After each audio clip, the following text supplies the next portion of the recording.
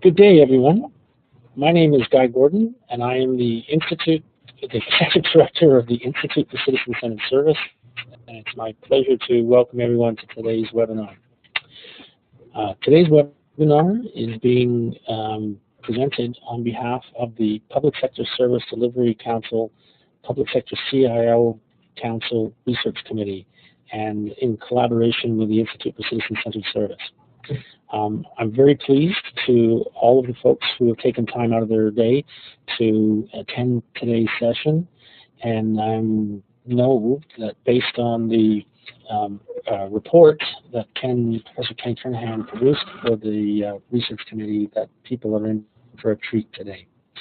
I'd like to begin by thanking Professor Kernahan for going above and beyond, going the extra several miles / kilometers it took for him to come into the ICCS office today from his home in order to overcome a couple of technical difficulties. So thanks, Ken, very much for being with us today and going those extra miles.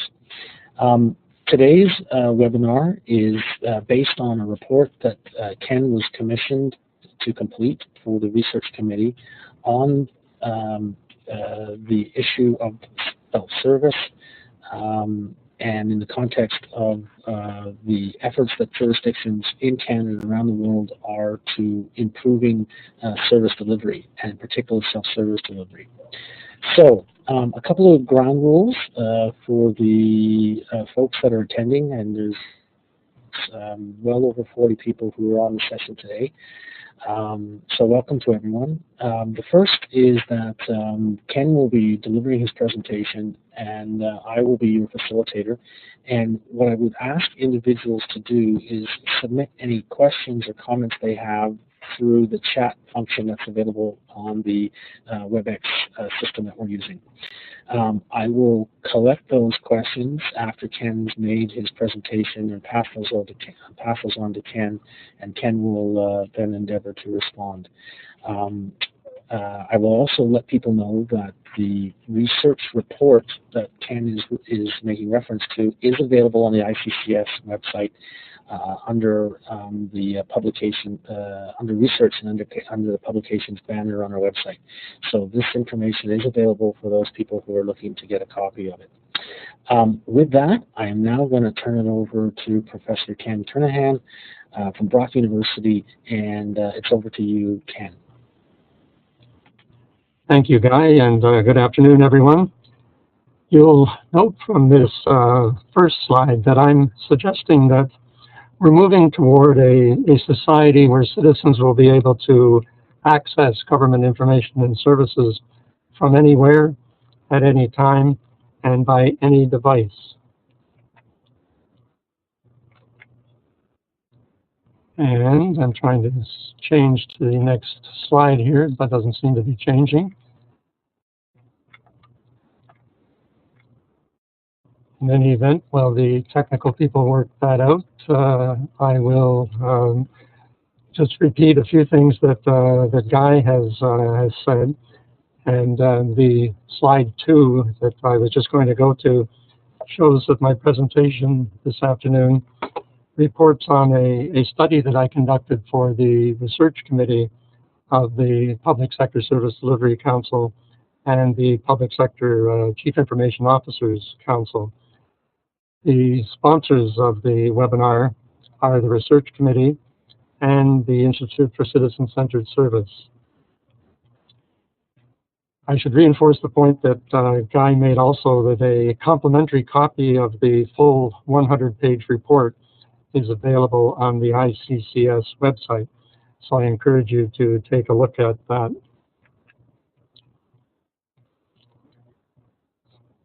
The main purpose of the study was to provide a scan of innovations in public sector self-service delivery, both in Canada and internationally, and in both the public and private sectors.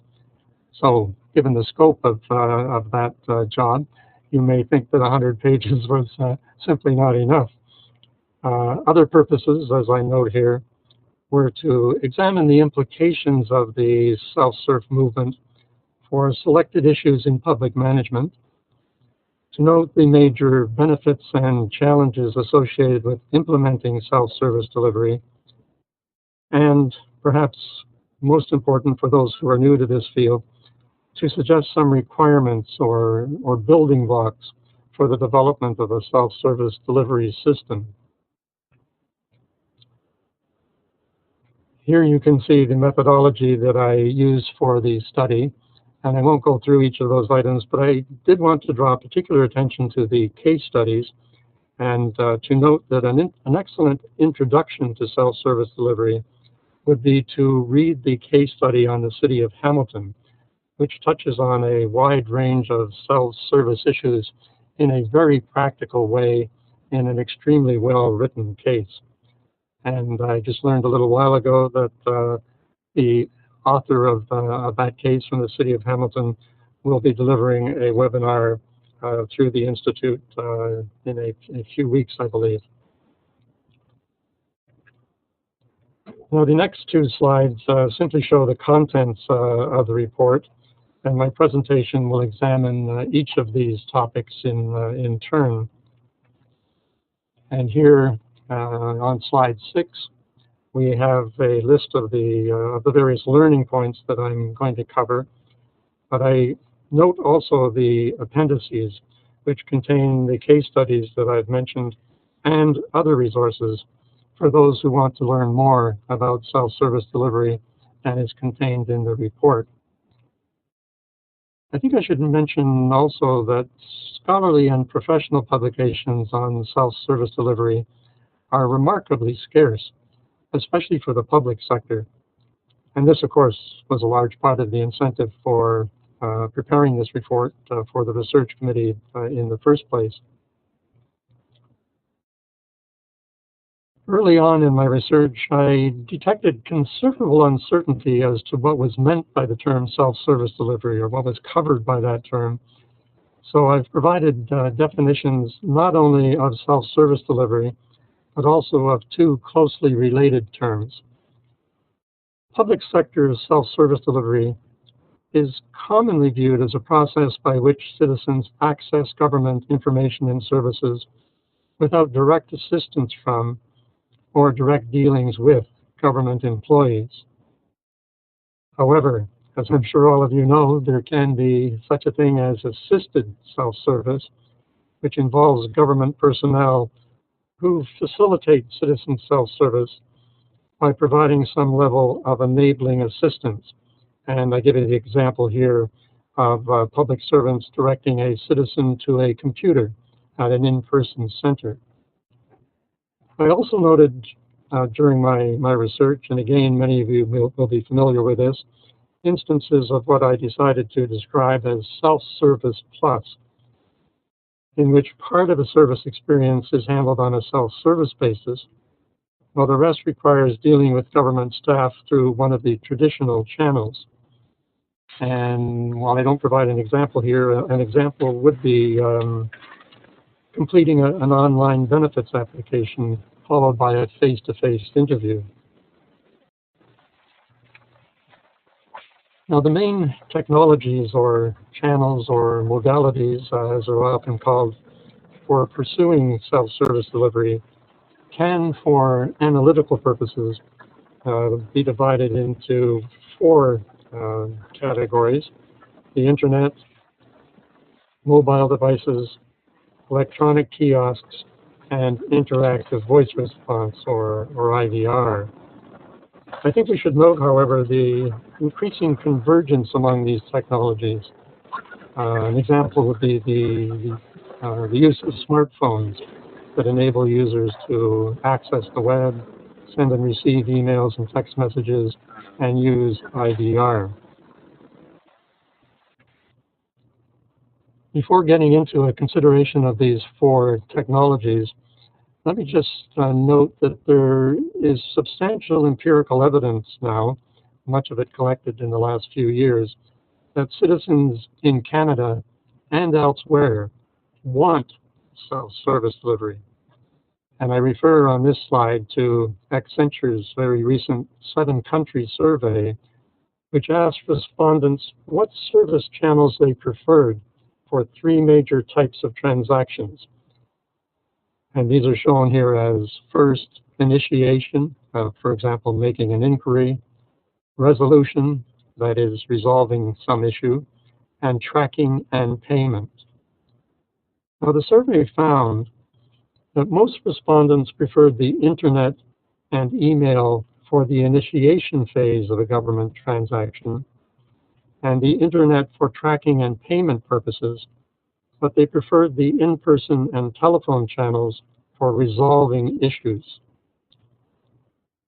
It's interesting that almost half of the respondents said that they would not use social media to contact government officials for the purpose or purposes of requesting a service or resolving an issue.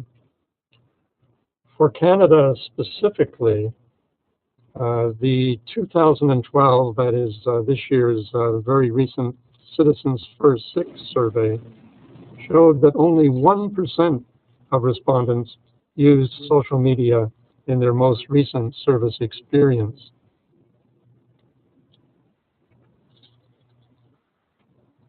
The Citizens First 6 findings also showed that a substantial percentage of Canadians have very high ambitions for both integrated service delivery and integrated channel delivery.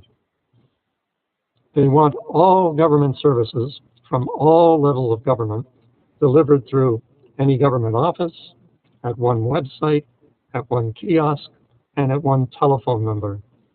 So this takes the concept of no wrong door to a new level. A much smaller percentage of respondents want these services delivered through new rather than traditional channels. Note also that a significant percentage of Canadians say that they never use some of the new and emerging digital technologies. Surely this is going to change. This is simply a snapshot survey showing what people are thinking at the moment about the use of new technologies.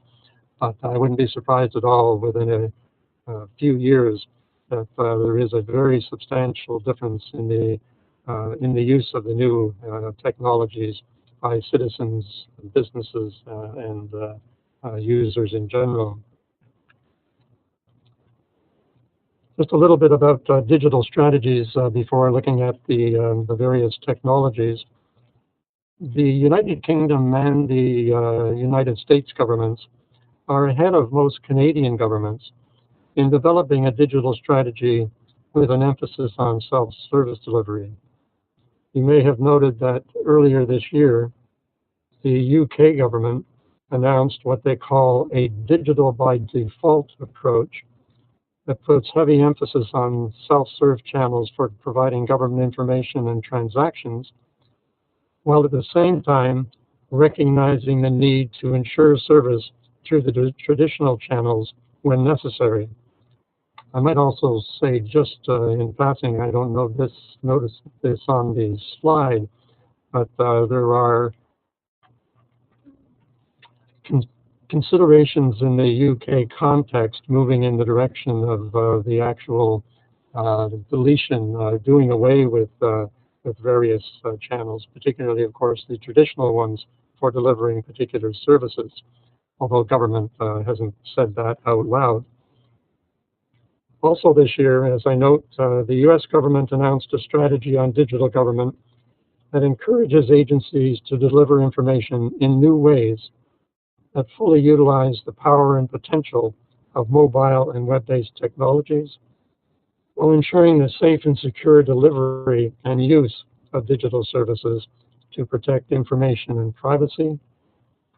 And the strategy also calls on agencies to set measurable goals for delivering better digital services and to measure citizen satisfaction with those services. If you haven't had a chance to look at that U.S. digital government strategy, I would urge you to take a look at it. It really is quite fascinating. Okay, with this slide, I turn to an examination of the 4 self-service technologies, and I begin with use of the internet and look at the three subtopics of websites, paper reduction, and virtual service agents. I note under websites, Service Canada's ROT data exercise, I love that name, which reduced the number of web pages, as you can see, a substantial amount, while improving the accessibility and the readability of those web pages. Note too that British Columbia is developing an online tribunal enabling families and businesses to settle civil disputes outside the courts, online. And the state of Alabama's award-winning website provides access to federal and local as well as state information, very useful service and channel integration, and the site adjusts to the size of the user screen when it's accessed by a mobile device. On the use of the internet for paper reduction in government through self-service delivery, I'll mention only the Denmark initiative.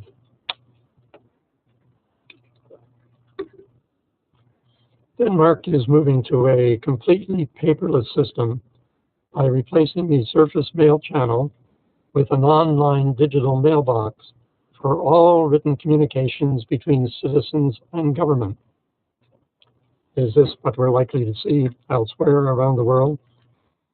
Citizens who are not technologically adept can even seek assistance from local service centers and call centers, and will actually be allowed to arrange what is called a digital power of attorney with relatives, who can assist them with their digital communications, even from a considerable geographical distance, even remotely.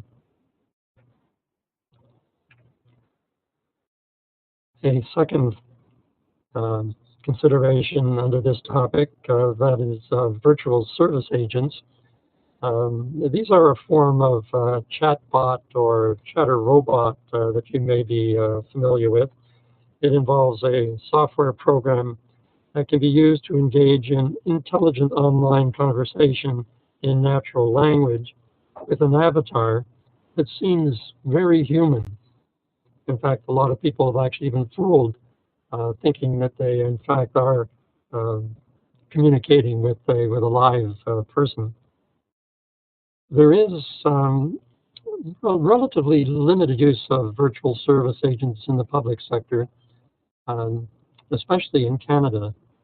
But in the private sector, IntelliResponse, which is a Canadian firm, has developed an answer suite program that enables customers to ask questions in normal conversational language through what they call an engaging virtual concierge named Iris. And Scotiabank has made very effective use of the IntelliResponse approach. And again, I learned earlier today that there will be a webinar shortly that is being sponsored by the Institute for Citizen-Centered Service, which will have one of the representatives from IntelliResponse talking about their particular approach. And when I was interviewing them, they said that they were not doing much yet in the area of the public sector, and you might want to ask them why that is the case when you hear their webinar. One Canadian public sector initiative here involves Service Canada's current consideration of using a virtual service agent to reduce the demands on employees in its busiest service centers.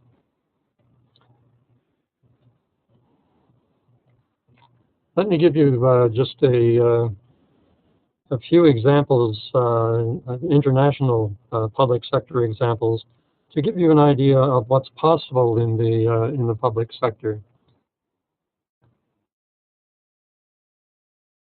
I invite you to meet Betty, a virtual service agent in a Danish city who provides information on a broad range of matters: passports, driver's licenses, parking, public health insurance, culture, leisure activities.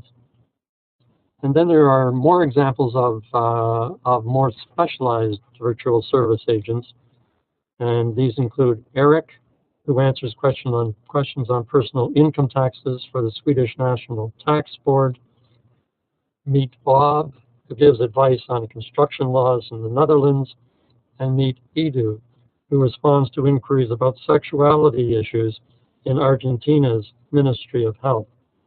So you can see that virtual service agents are being used all over the world. On this slide, I move to a consideration of mobile devices, notably, of course, smartphones, tablets, smart cards. The use of smartphones and tablets, as all of you are perhaps painfully aware, has mushroomed, and tablets are quickly eroding the sale of personal computers. Tablets are also, of course, providing innovative ways of delivering government services. And one of the examples of this that I liked was the example of the Singapore police, who have tablets that are preloaded with crime prevention material that then enables them to enter information, collate information, and share information remotely from the field.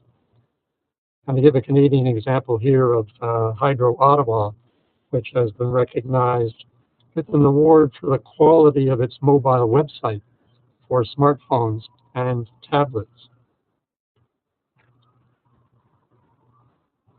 An emerging, well, okay, I'll say an emerging challenge in the use of mobile devices.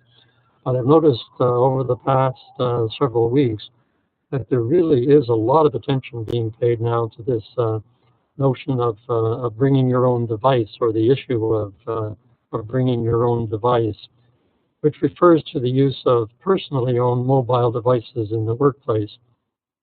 Devices that are linked to the organization's information and communication technology systems. Among the benefits that are claimed for this BYOD approach are cost savings, increased productivity, and job satisfaction. But as you might suspect, and I covered this in my report at some length, there are concerns about privacy and security matters. I give just one example here from a county in the state of Maryland, where employees are not only permitted to use their own web-connected smartphones on the job, but are reimbursed for the cost of them as well. So I think we'll hear a great deal more about this issue.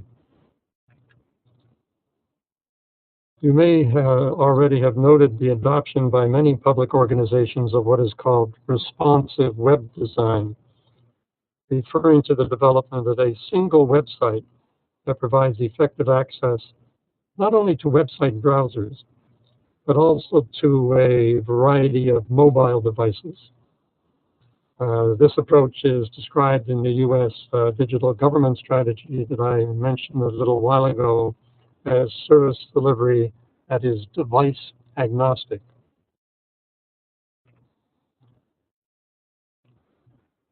Another self-service mobile initiative is the growing use, and this is especially in the private sector, of so-called mobile wallets involving contactless payments using smartphones or smart cards. And I give the example of the United Kingdom Post Office that is installing contactless payment terminals in all of its branches, well over 3,000 branches, if I recall correctly. This is another example, of course, of the convergence of self-service technologies, either smartphones or smart cards being combined with kiosks. Still another growing practice in the use of mobile devices is the use of handheld instruments that permit employees to have remote access to their organization's intranet and field data. The city of Nanaimo in British Columbia makes effective use of this approach and demonstrates what can be done from the field. You see here that the city uses its mobility infrastructure to deploy a new application they have developed that looks up inspection details on properties, captures data, automatically updates back-end databases, reports findings, and prints reports. And this is all from the field. So it might strike you that, that this kind of development will save a lot of people from even having to go back to the office and or indeed even having a desk in the office.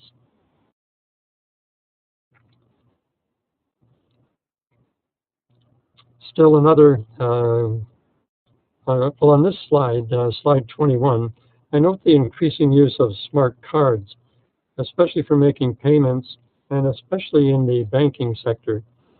A public sector example comes from Singapore's Land Transport Authority that is experimenting with the use of contactless cards to provide bus customers with real-time information on how crowded the bus routes are.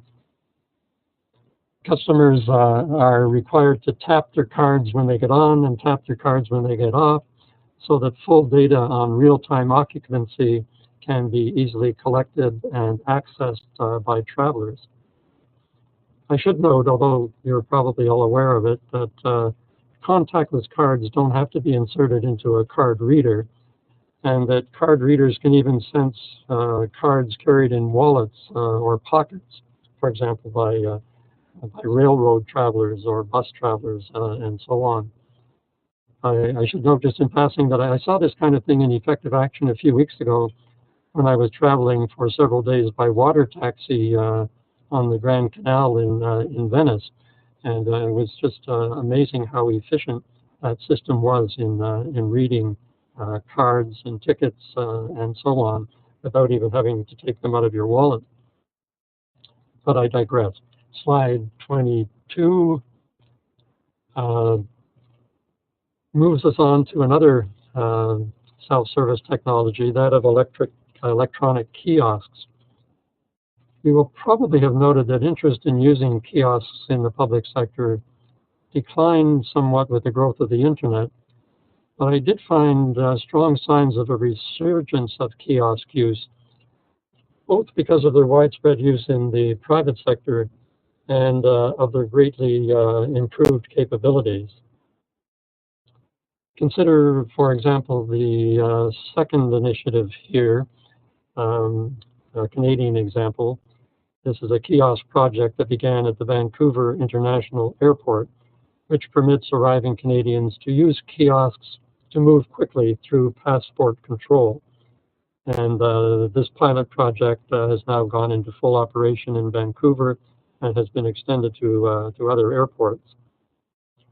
Now, many of you will be familiar with Service Ontario's kiosk service that permits the use of credit or debit cards for several purposes. You may be familiar also, however, with the recent and serious security problems with Service Ontario kiosks and the efforts of crooks to use a skimming device. And in New Zealand, apparently the problems with public kiosks and security are even more significant.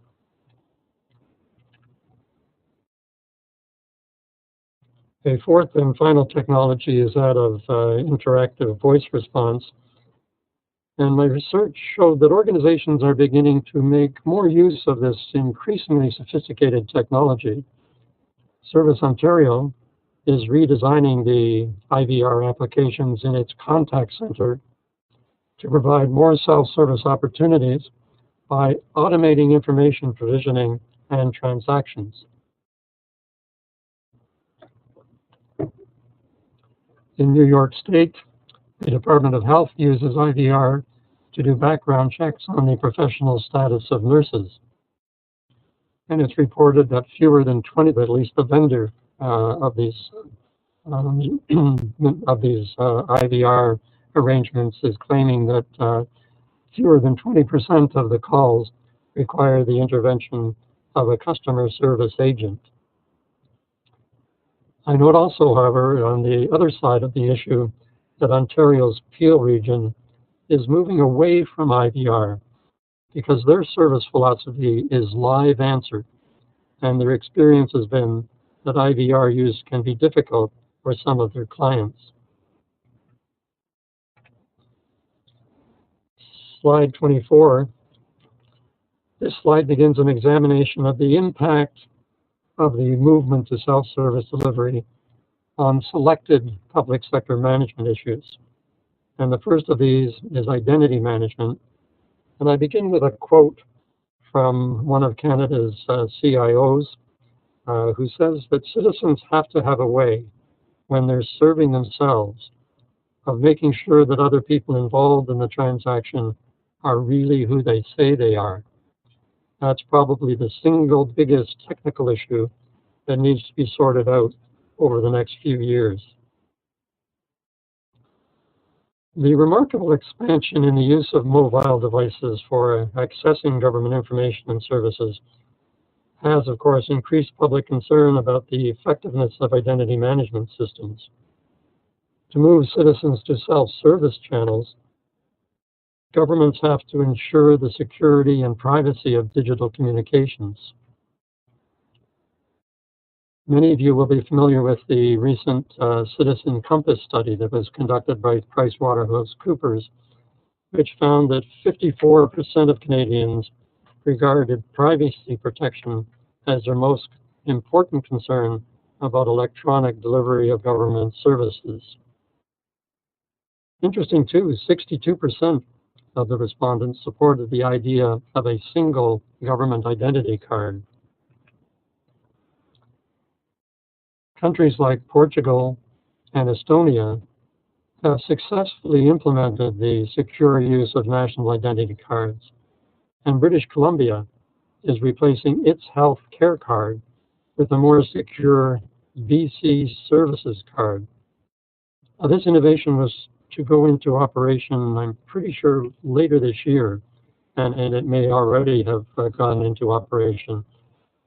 If there are any BC people online, they may wish to say something about this. I would urge other governments in Canada to pay special attention to this BC initiative, because I think there's a lot to be learned there.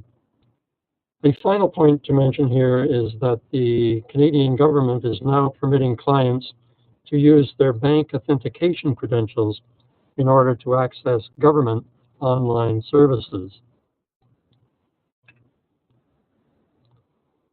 Well, self-service delivery is obviously very closely related to the challenge of multi-channel management, and a separate study from this one on which I'm reporting, it was also prepared by the research committee, deals with channel management and migration. It was written by Kathy Lads of the Federal Treasury Board Secretariat, and it's available at the same URL as this report. So you can see from reading that report that self-service delivery is front and center in current channel management trends. I've already mentioned the major emphasis on privacy and security. Other trends in channel management include migration to the self-service channels, optimizing the mix of service channels, ensuring consistent service across the various channels, and ensuring that governments continue to improve service delivery by exploiting innovative technological advances. And at the bottom of that slide, I give some information from the United Kingdom on their recommendations as to how one can move towards channel management and the kinds of resources that need to be invested.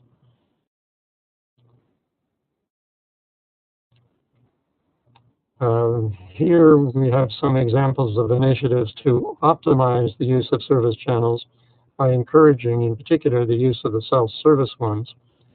And many public organizations, including Service New Brunswick, for example, are using an email alert system to persuade clients to move to the online channel.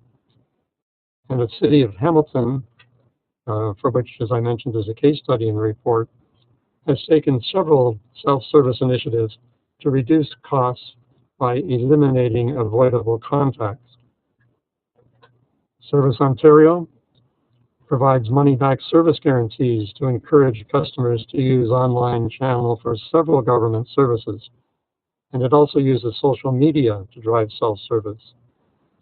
And Service Canada has developed what it calls a training clients program that involves staff walking clients through the online process at their service centers' workstations. This would be an example of assisted self-service. The availability of digital devices is promoting digital inclusion by narrowing some of the long and much maligned digital divides. This year's Citizens First survey, number 6, shows that persons with disabilities have an increasingly positive view of government service delivery because of their ability to use self-serve channels, and particularly online access, of course.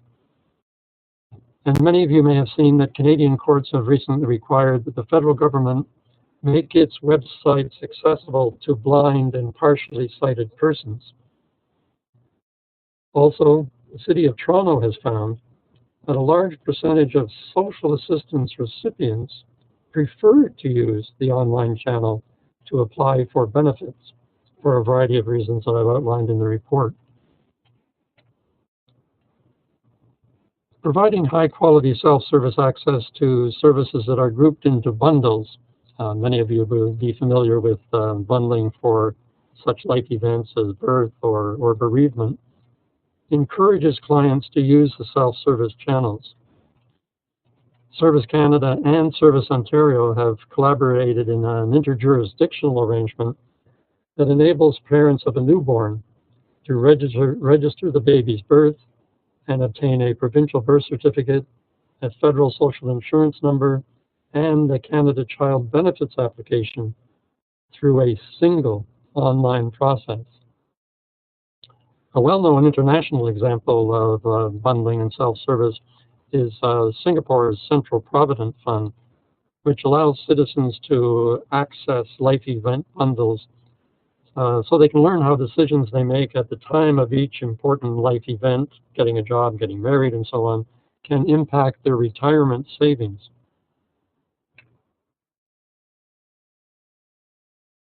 This slide begins my examination of several learning points from my research. The benefits of self-service delivery are scattered throughout the report, and I focus here simply on the financial dimension.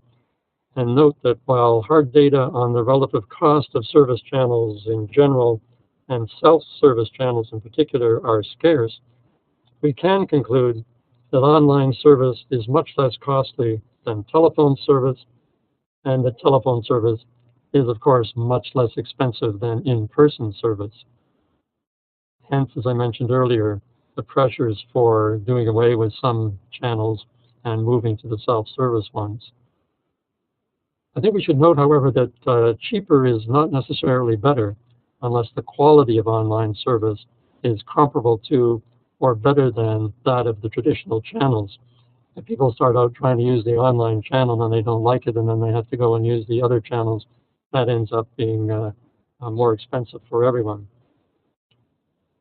If you're particularly interested in bundling and self-service initiatives, you might want to take a look at the good work that both Access Nova Scotia and the City of Toronto have done in measuring the relative costs of service channels.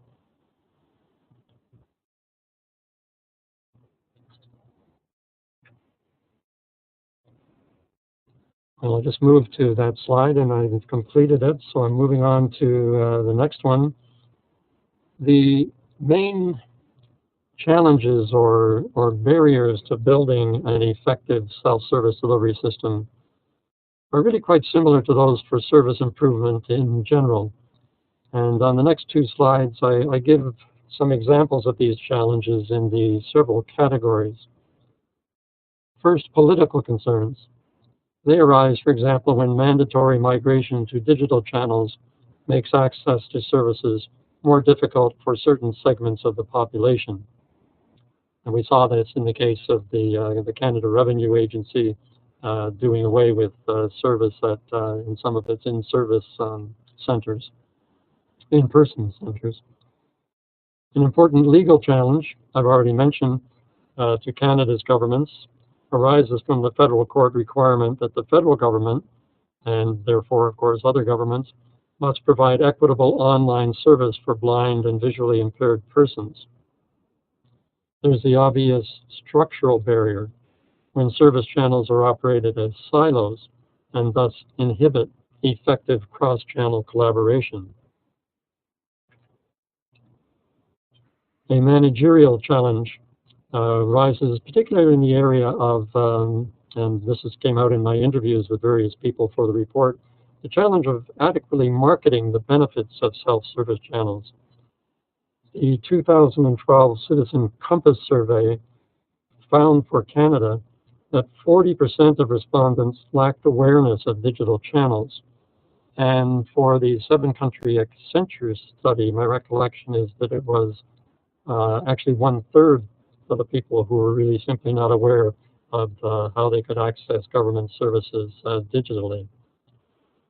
In the operational category, significant technological and financial challenges arise from the fact that few of our current services were designed with digital requirements in mind. And the UK's digital by default approach, of course, aims to remedy this. Finally, in terms of challenges, barriers, obstacles, there are the usual cultural barriers that arise, for example, from competition for resources between the in-person and online channels. The next 2 slides outline 4 major requirements for constructing a self-service delivery system.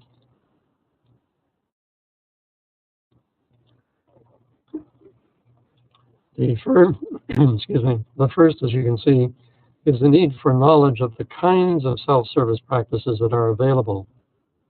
And I would argue that this need can be met, at least in part, by reading the report on which this webinar is based and consulting the list of scholarly and professional resources that are provided at the end of the study.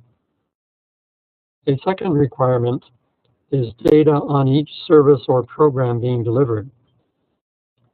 And I note here that the ideal situation would be one in which hard data are obtained on the clients to be served by each service or program, the channels through which the service is or could be delivered, the client's channel preferences, and the transaction costs of the various channels for delivering that service. The third requirement is a channel management strategy that makes specific provision for self-service delivery, including channel migration. A fourth and final requirement involves identifying ways to implement the channel strategy, especially as it relates to shifting citizens to the self-service channels by the several means that are shown here. And I'll move along more quickly by not going through each of those. But there is, you'll note, even the possibility of eliminating some of the traditional delivery channels. A few final remarks. I concluded from my research that for many public organizations, there really is an urgent need to assess their progress in the use of self-service technologies. I concluded also that those organizations that are already lagging behind not only need to catch up, but they also need to position themselves to deal effectively with next-generation technological and organizational developments associated with self-service delivery. Significant advances affecting self-service delivery have already been made, of course, in recent years in the areas of integrated service and channel delivery, the use of collaborative technologies, new approaches to citizen engagement, the open data movement, and new organizational arrangements. I want to draw particular attention to the fact that these developments are all reflected in British Columbia's transformation and technology strategy that includes substantial emphasis on self-service delivery.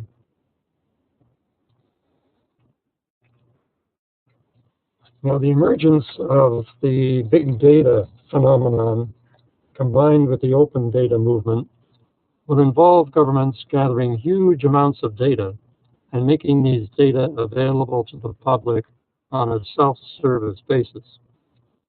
Moreover, for the public organizations collecting this information and the insights gained from data analytics can be used for such purposes as understanding clients' channel usage and preferences and calculating channel costs, and therefore moving more efficiently and effectively towards the use of self-service devices.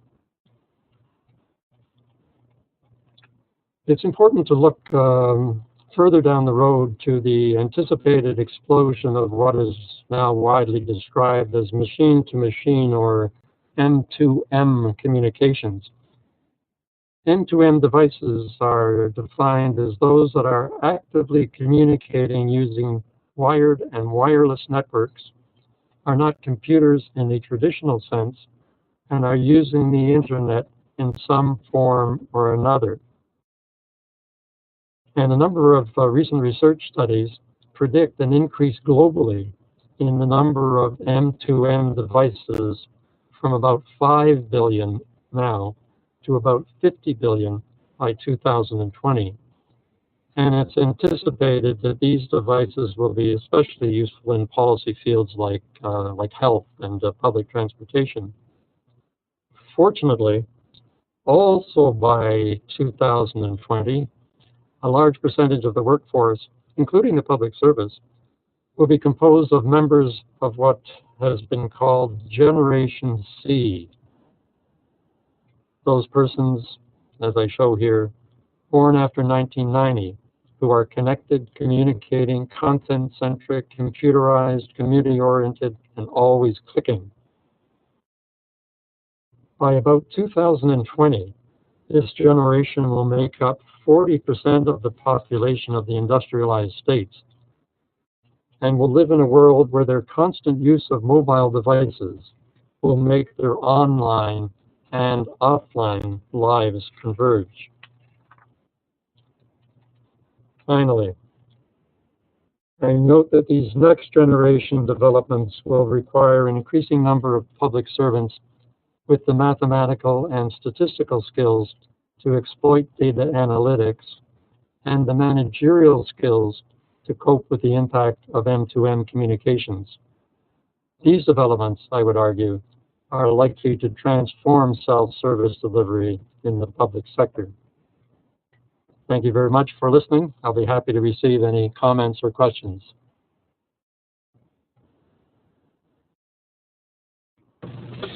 Thank you very much, Ken. That was a very thorough and comprehensive review and very logical outline of the material covered in your report. So we do have a few comments that have come in and a question thus far.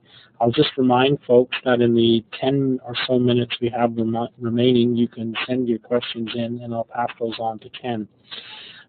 So in addition to getting a few sort of congratulatory notes and saying thank you for a great report, we did have a couple of questions. The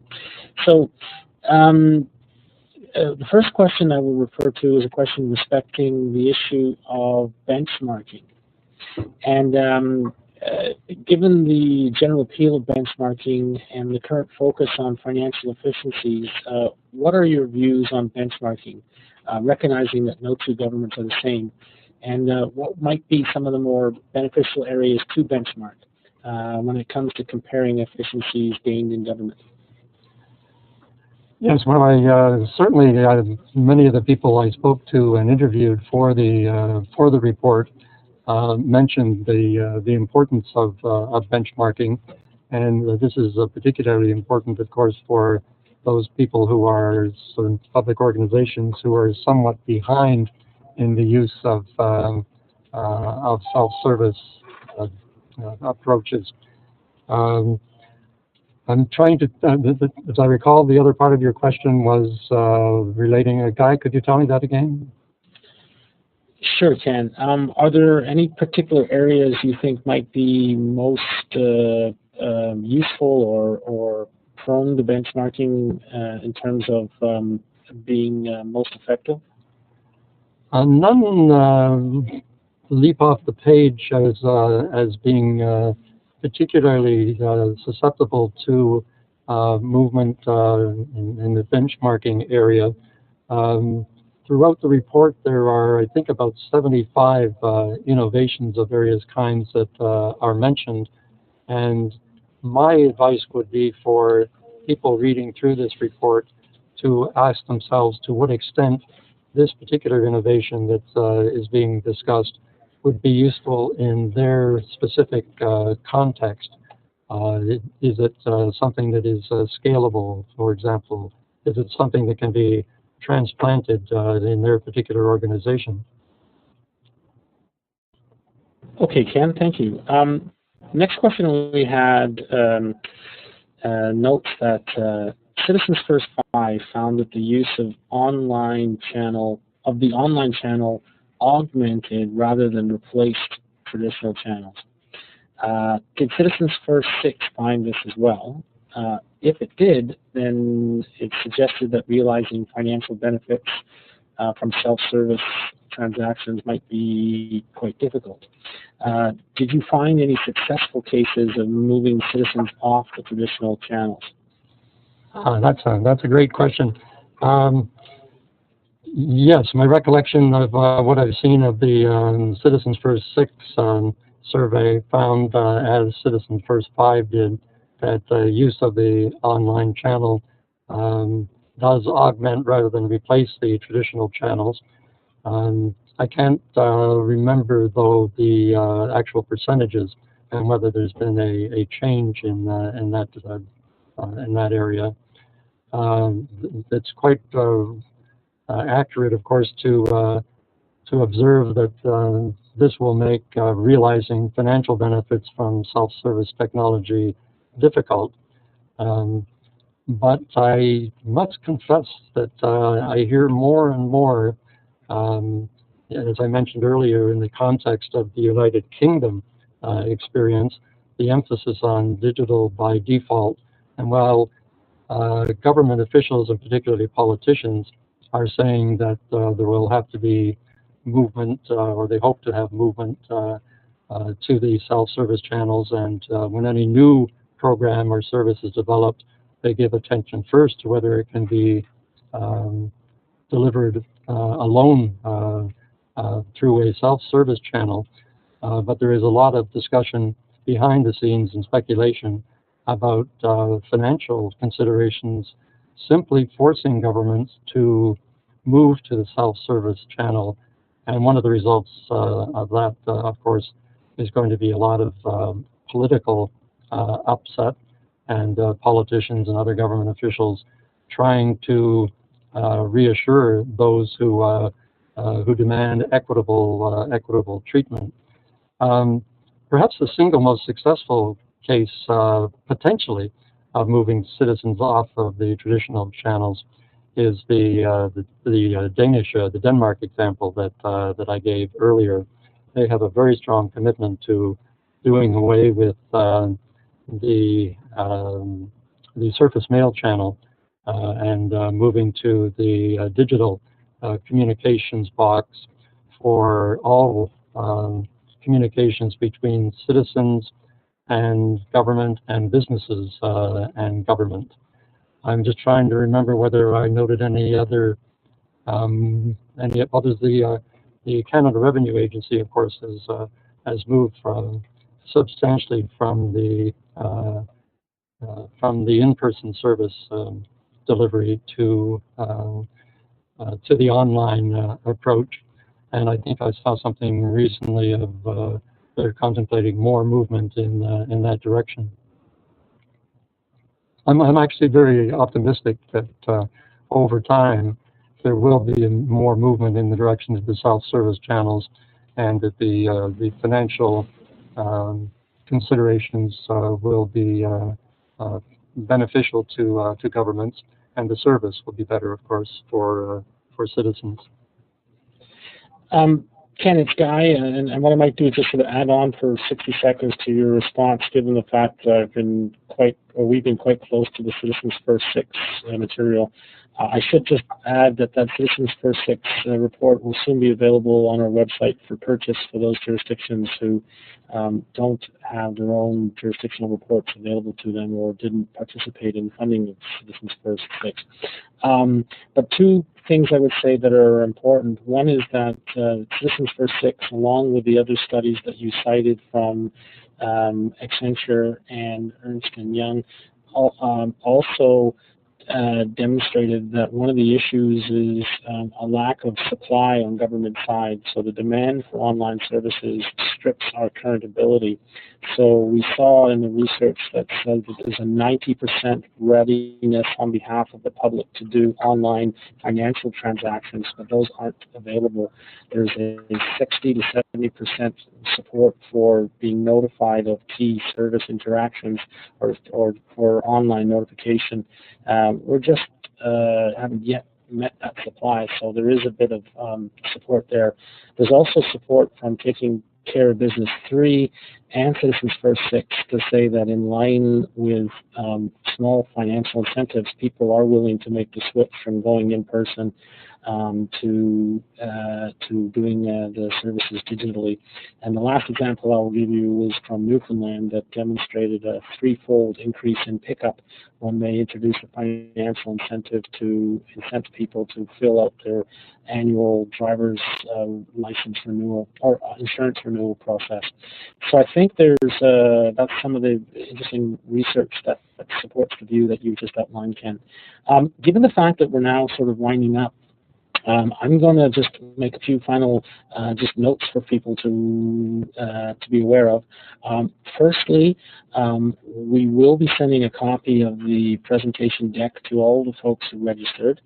Secondly, there will be a recording of this session that will be placed on the ICCS website. So those of you who want to pass it around to colleagues or check on something that was there, it will be available in no time. Thirdly, we will be issuing a survey as we normally do, to get your feedback on the session, how well it worked for you, what might we do differently, what subjects you might be interested in. And lastly, I want to